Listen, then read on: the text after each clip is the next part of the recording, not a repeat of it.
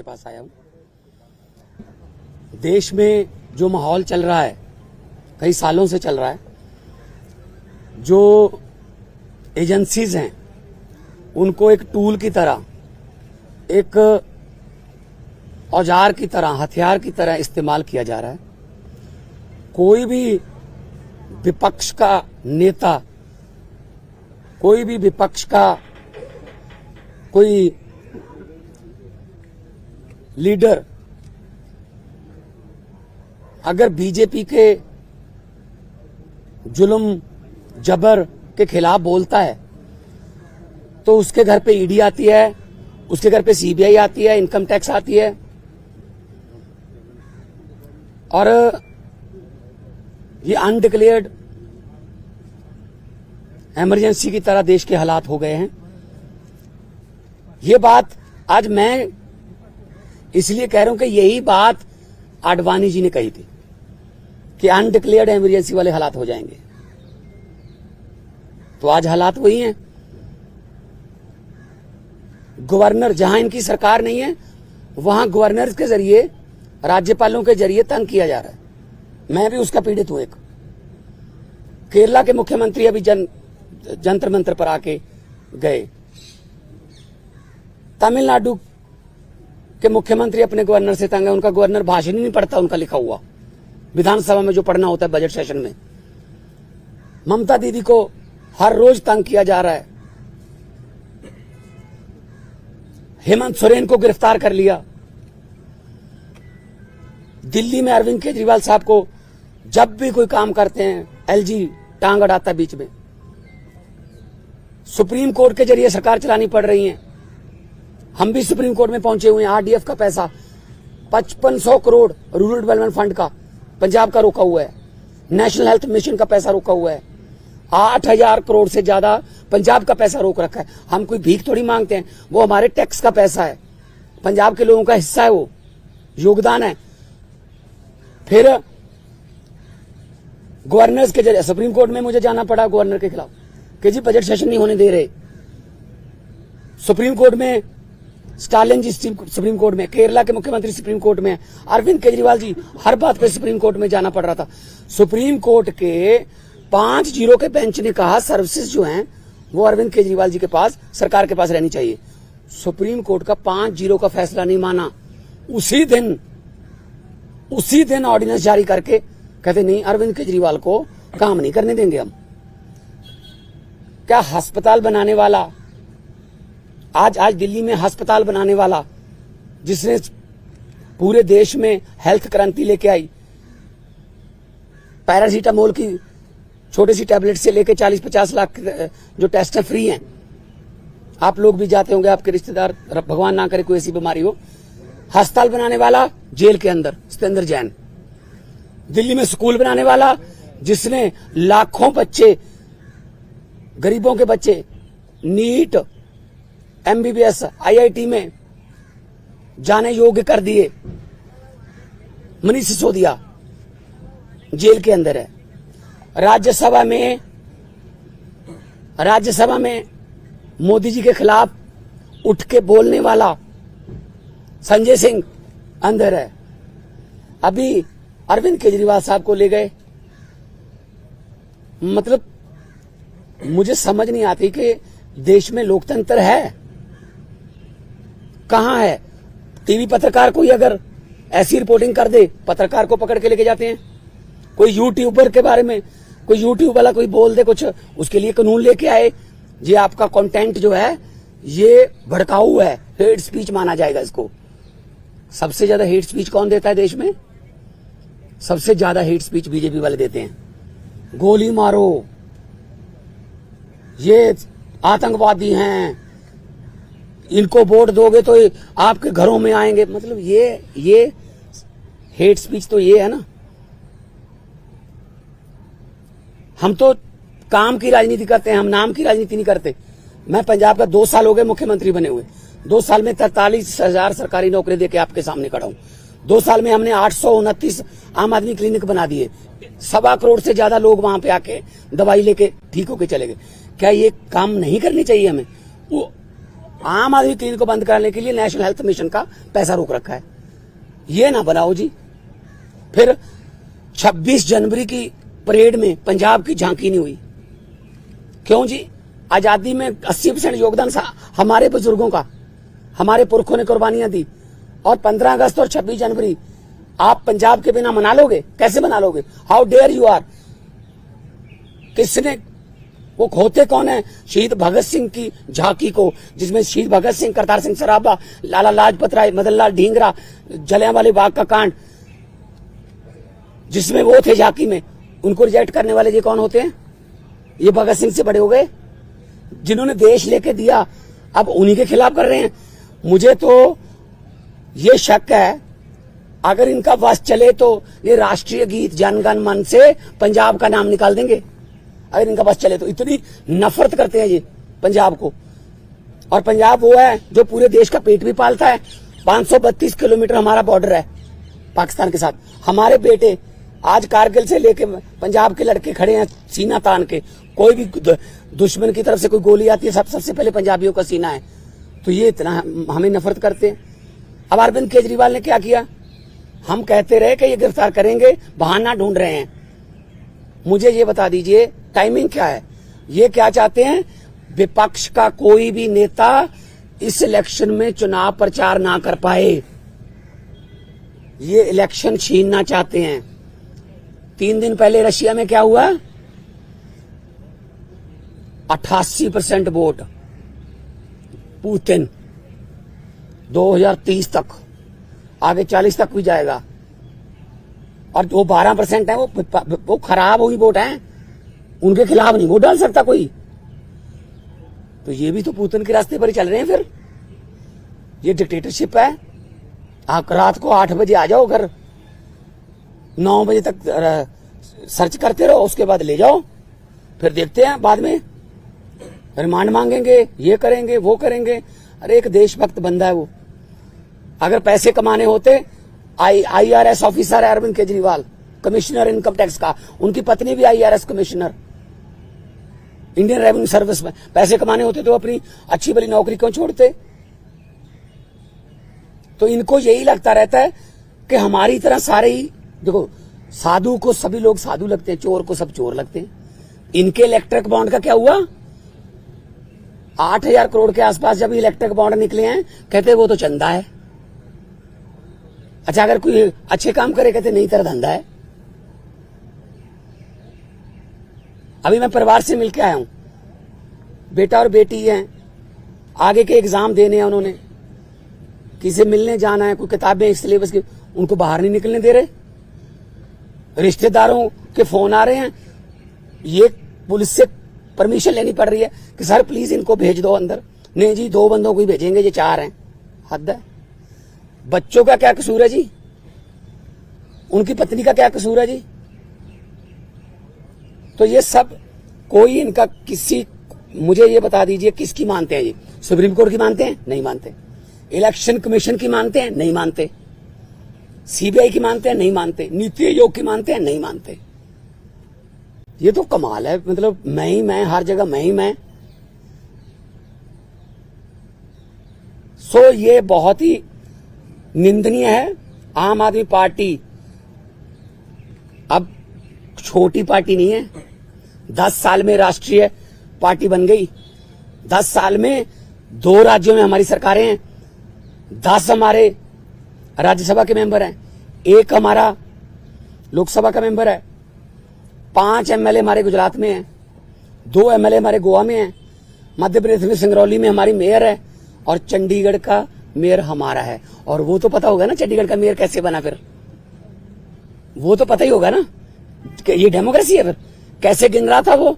36 vote गिनने थे, 36 vote गिनने थे, 36 वोट, कैमरे लगे हुए थे।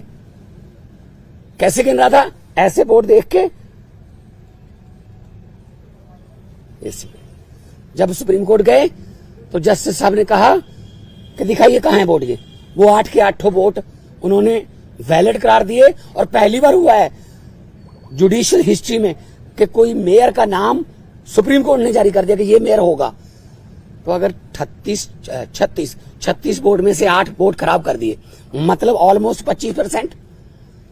मुझे इस बात का कोई हैरानी या खुशी नहीं है कि हमारा मेयर बन गया। मुझे इस बात की बहुत चिंता है कि 36 वोट में से 8 खराब कर दिए।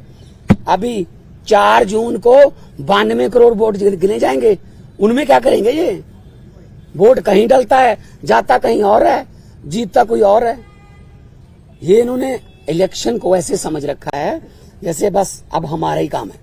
हम कहते रहे, पिछली बार भी अरविंद केजरीवाल जी ने कहा था कि अगर ये आ गए ये संविधान बदल देंगे, और बाबा साहब का, डॉक्टर भीमराव अंबेडकर जी का संविधान बचाना है। अभी जो देश में चल रहा है पूरी दुनिया देख रही है, उसको सबको पता है, लेकिन ऐसे किसी पड़ोसी या किसी विदेशी राष्ट्रपति से कहलवा लेना कि you are the most famous prime minister of the world. और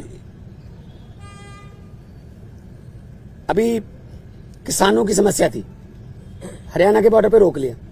पत्रकारों ने मुझसे पूछा, मैंने कहा जी, वो कहते दिल्ली क्यों आते हैं किसान? मैंने कहा जी मोदी जी दिल्ली क्यों आए फिर अहमदाबाद छोड़ के?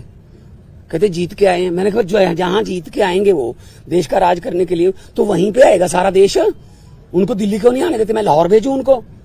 लाहौर से ज्यादा तारें लगा दी थी, लाहौर वाले बॉर्डर पे पाकिस्तान ने तार नहीं लगाई हुई, हमारे वालों ने लगाई हुई है, उनको क्या जरूरत है? कहते अपनी तरफ लगा लो। तो ये किसानों की समस्या तो हल नहीं करते। टीवी पे ऐड आती है, पापा यूक्रेन और रशिया का युद्ध रुकवा दिया मोदी जी ने। अच्छा, आप उनके युद्ध रुकवा सकते हो, अपने किसानों से बात नहीं कर सकते 200 किलोमीटर? कमाल है, हद है। ये डेमोक्रेसी नहीं है। मैं आपके जरिए, आपके टीवी कैमरों के जरिए करोड़ों लोगों को ये कहना चाहता हूं, आम आदमी पार्टी जो है वो चट्टान की तरह अरविंद केजरीवाल जी के साथ खड़ी है।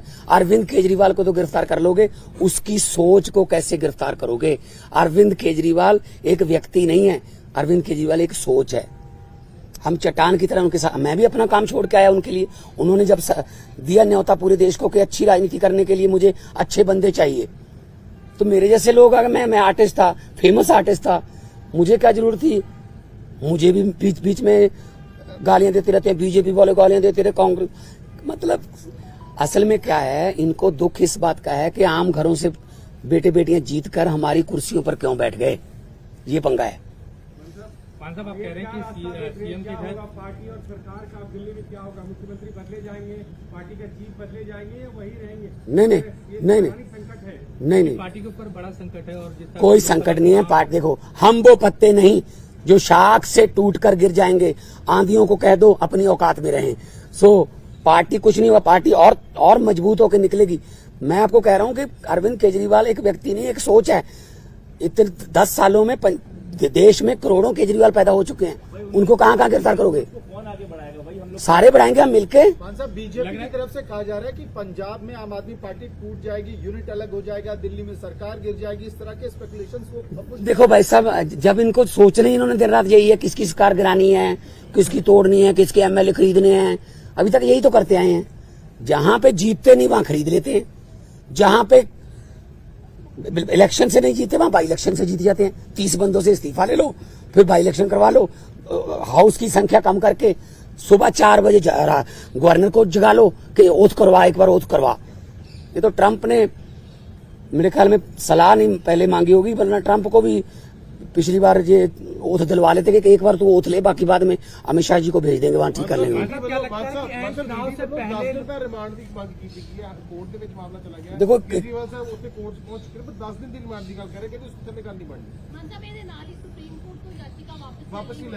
ਉਹ ਤਾਂ ਦੇਖੋ ਸਾਡਾ ਲੀਗਲੀ ਫੈਸਲਾ ਹੈਗਾ ਕਿ ਅਸੀਂ ਨੀਚੇ ਵਾਲੀ ਕੋਰਟ ਦੇ ਵਿੱਚ ਹੀ ਜਾਵਾਂਗੇ, ਪਰ 10 दिन ਦਾ ਰਿਮਾਂਡ ਮੰਗਣਗੇ, 15 ਦਾ ਮੰਗਣਗੇ, फिर जुडिशियल रिमांड होगा, फिर जमानतां कैंसिल कराउणगे, आ होगा। जब किसी की मानते ही नहीं है, या तो 5-0 का फैसला ही नहीं माना जब सुप्रीम कोर्ट का, तो किस पे भरोसा करेंगे? तो इसलिए हमें कोई डर नहीं है, ये कोर्ट फैसला करेगी कि कितना रिमांड देना है। हाँ।